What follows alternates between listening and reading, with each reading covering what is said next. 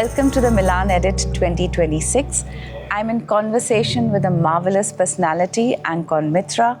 He's known for his precision, his math-like precision, and engineering. Being an architect, he's also infuses poetry into his work.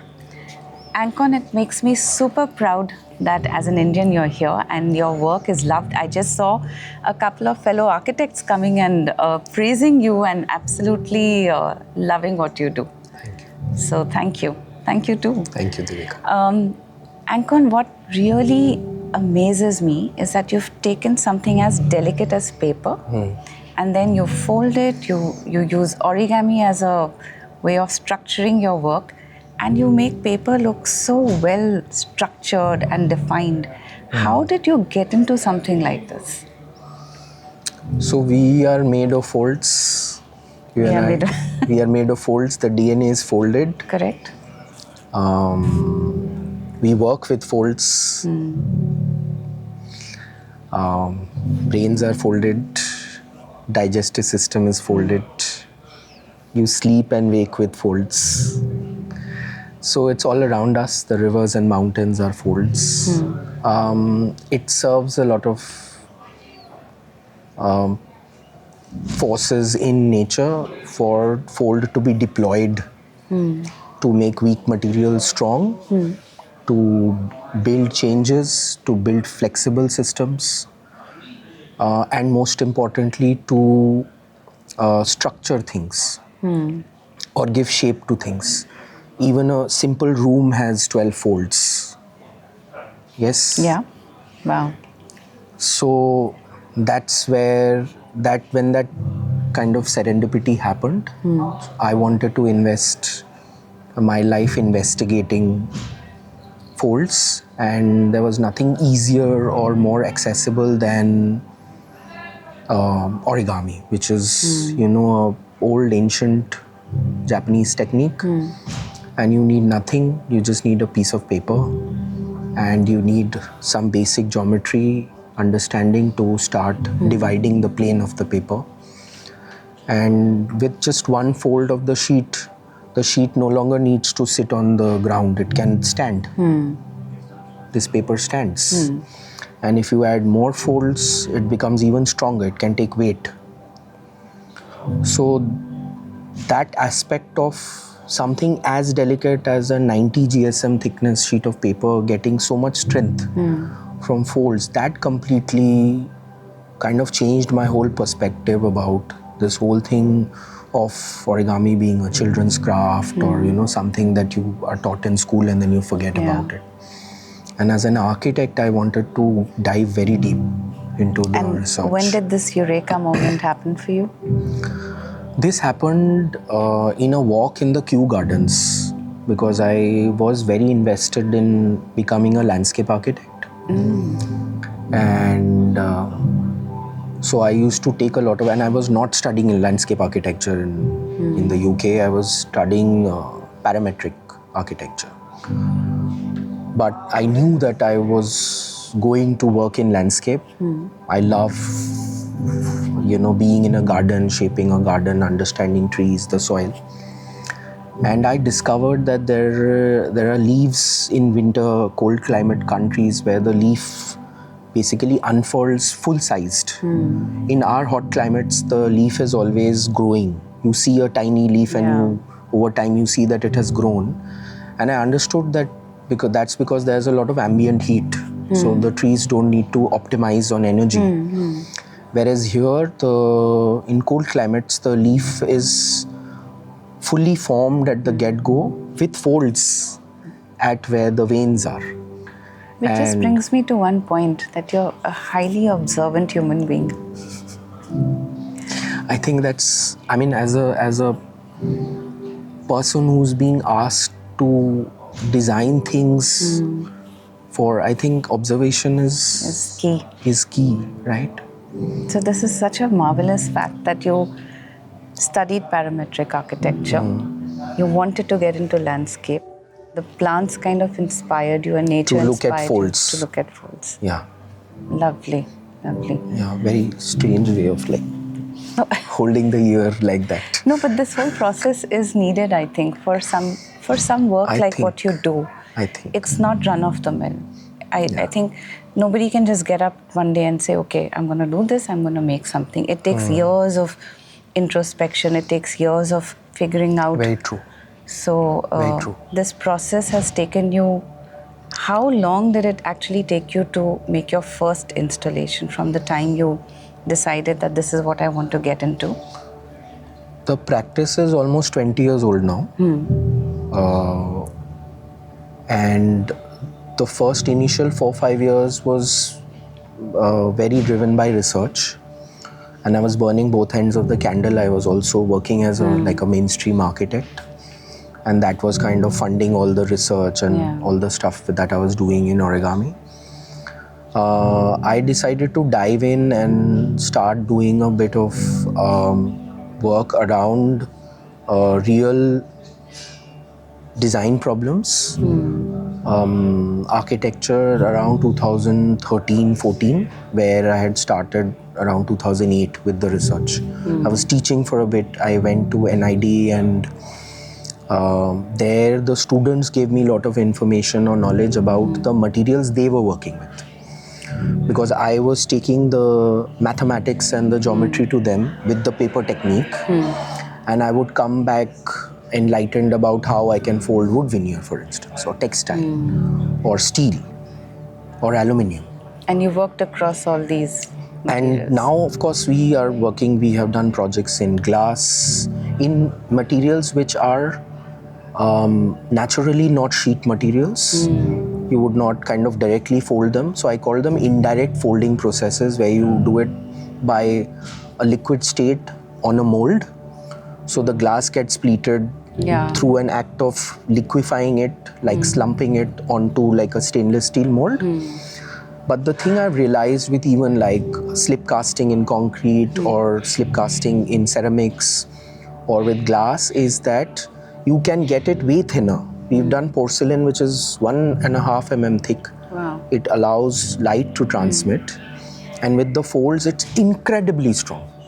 Like the whole idea of the fact that folds make things stronger comes through even in a material which is naturally not inclined to fold. And one would think that it would crack or something. Or it would, no, it does crack. It does crack. The thing is that it does crack. But the pieces that don't crack and they survive that intense process of the making, the heat or whatever, once they come through that, then they are solid.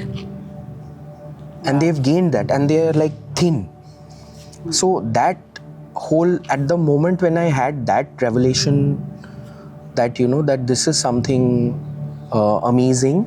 And then when I thought back to industrial stuff, I saw that already at an industrial scale, you know, we have decking sheet. For ages we've had decking sheet. Yeah, 1 mm, 1.5 mm, 2 mm sheet. What good is it for? Nothing. As a flat sheet, it is useless. Yeah. You would only think of it as cladding. But the moment you put that corrugation in it, people are using it for roofing. People are walking on it. And that's given it the strength. That's given it the strength, which material like that you would otherwise find it like useless. So that's where it's at.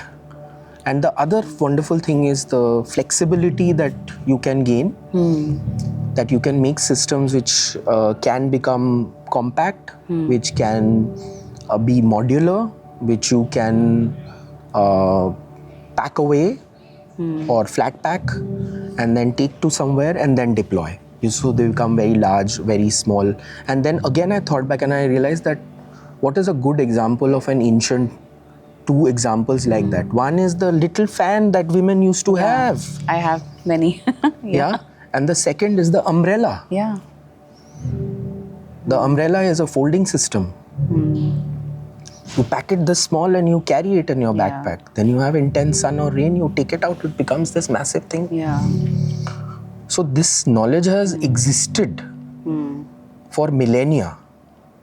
And I am just now trying to coalesce all of it into a body of work where the focus is very, very strongly on this magic, which is folds. It is magical.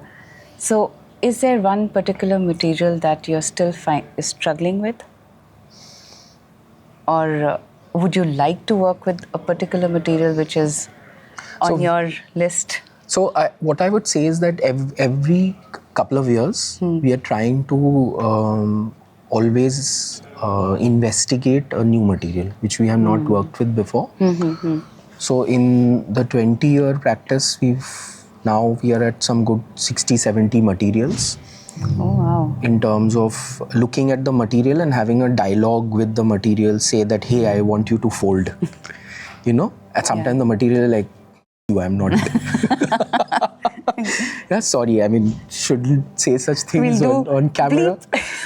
But that conversation is amazing, because then you are like, you're trying to gain a girlfriend. Right? So you have to woo it. Like, you have to woo it.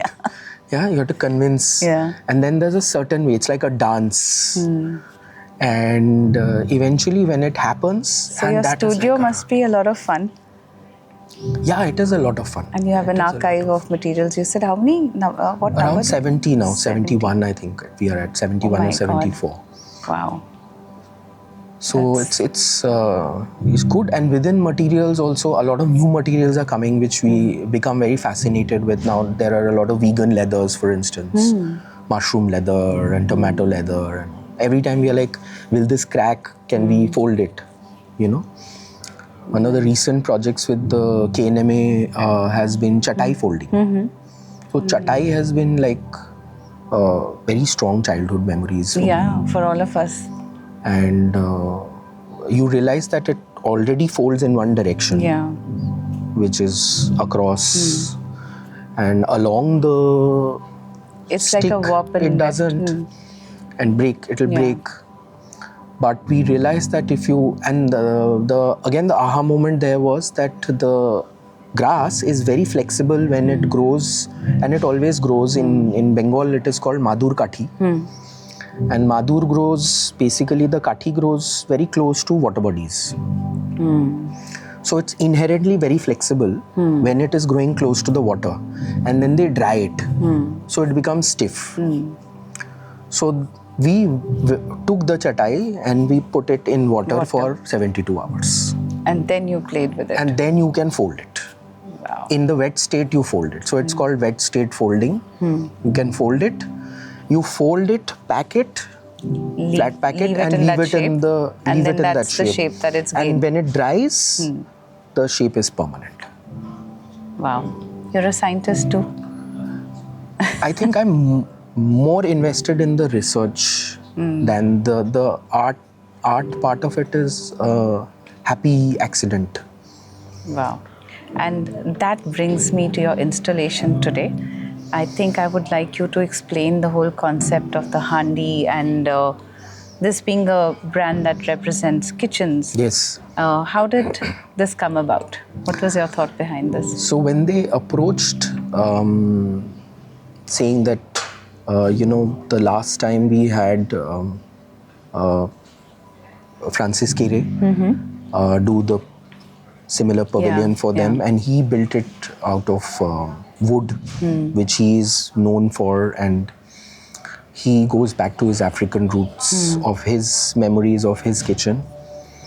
And I wanted to immediately think of the joint family, my Nani's joint family, and those memories of the kitchen, and the cooking in large handi.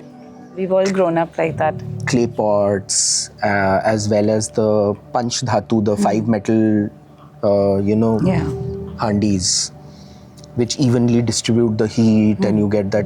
So scientific, and the shape is that it kind of allows the food to not get burnt at the lower level. All the food right up to the upper level in that handi gets cooked evenly. So that metaphor was clear that I wanted to do something with the handi. Then it came to bringing it to my technique, adding the facets and the folds to this expression of shape. And then the next level of the concept was to emotionally connect it to this idea of the kitchen being the heart of the house and being something which brings the family members together. Close friends also come and help out, and now with this culture of fast food and ordering out and all that, we are not cooking anymore. So this whole idea of food being sacred, of being nutrition, of serving the purpose of not only the physical nutrition but of the heart and of the soul. So originally I had told them that we would like to call this project the heart and soul of the matter. And then eventually they said this is very long, we would like to just call it like snappy something, unfold. But basically we have unfolded this idea that the handi is hugging their kitchen in a sense. Lovely. And it becomes like then the idea that this is a shell and the kitchen is the pearl, not only as their product, like they sell kitchens, but also the fact that the whole idea of what the kitchen is or what the kitchen should be. And what's the material you've used for this? We have used sheet aluminium. Sheet aluminium. And you assembled everything in Delhi and you had somebody fly down to understand the concept, unfold and install it again. Yes. So the brand is German, so they are also very focused on and precise, on precision, and so there was a lot of going back and forth over the drawings and down to millimeter. No, I saw I went through the entire PDF that you shared with me. It's literally to the last because if it's unfolded, packed and brought here, it has to have that exact measurement. Yes. Yeah. But in that, I kind of insisted that because we make things with hand, there is a inherent imprecision or wabi-sabi. But I think that's the beauty about... So I kind of told them that your kitchen in the center is kind of, the German engineering and the precision. That's and the precision, the and this is my handmade work. And this is a little bit of the handmade expression, the Indian emotions, drama, performance, kind of. But listen, the handmade precision can beat a machine anyway.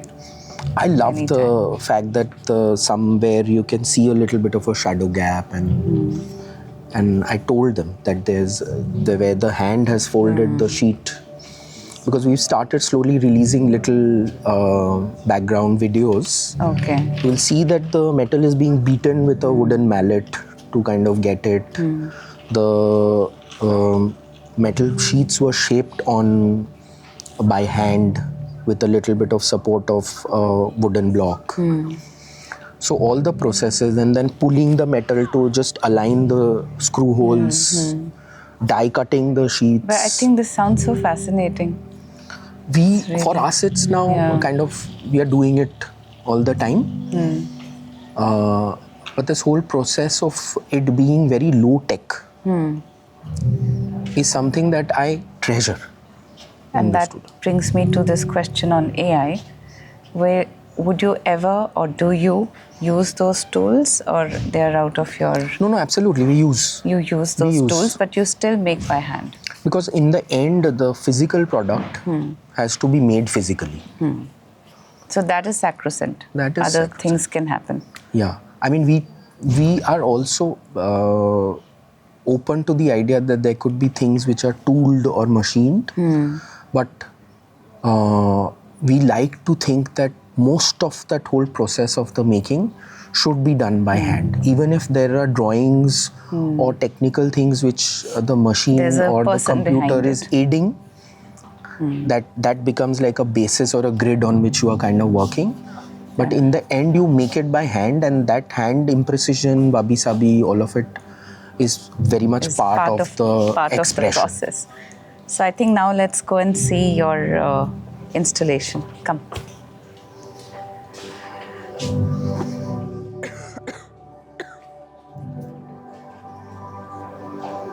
So that's you working. Yeah. So this had they wanted a bit of this kind of documentation. I think it really makes it so clear. Yeah. So we first sent them little handi shapes folded, along with a little reference of course, this is a lota. Yeah, this is a lota. But I told them that basically a handi is like a version of this.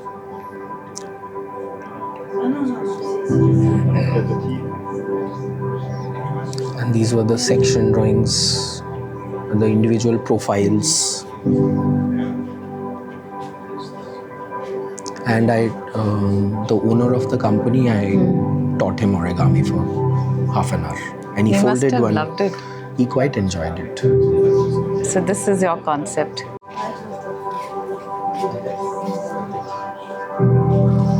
So we had conversations on the screws and, should they be visible or should we cut them off and level them. I said the screw is available in this size. And for certain amount of strength to be gained, you need the screw, because you put it, then you can cut it off. Right. But then next time when you dismantle and you reassemble again, then you need a new screw. That screw is wasted. Why waste the screw? Why waste? So then you're being very mindful about. So I said, let the screw be visible. It's a part of the expression. It's fine. So that's why you'll see those little things there which say that, you can see that. But I think that's adding a lot of interest to the whole installation. I kind of like that.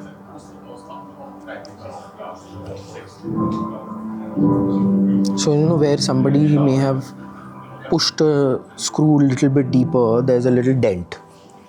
This one? Yes. You see it, right? Yeah. So these were conversations. Sorry, but my eye can also not miss a few things, I know. Of course. But I think this is the beauty of a fold, right? And then if you're making things in this by material. Hand, yeah. So the question is that you make it, when you make it and you get one dent. In Germany, they would reject this piece. The culture I come from, they would be like, okay, should we try to fix this? Yeah. Or should we try to say that a human being made a mistake? And we let that mistake be, because it's an evidence of somebody having worked on this with their hands. Wow. So this thing, of course, in everywhere in the day-to-day, it is very difficult to convince clients also about certain things like this. I always reference them to things in nature. Ped dekh lo. Yeah. The tree will not reject itself and say, I'm not looking throw away good the today.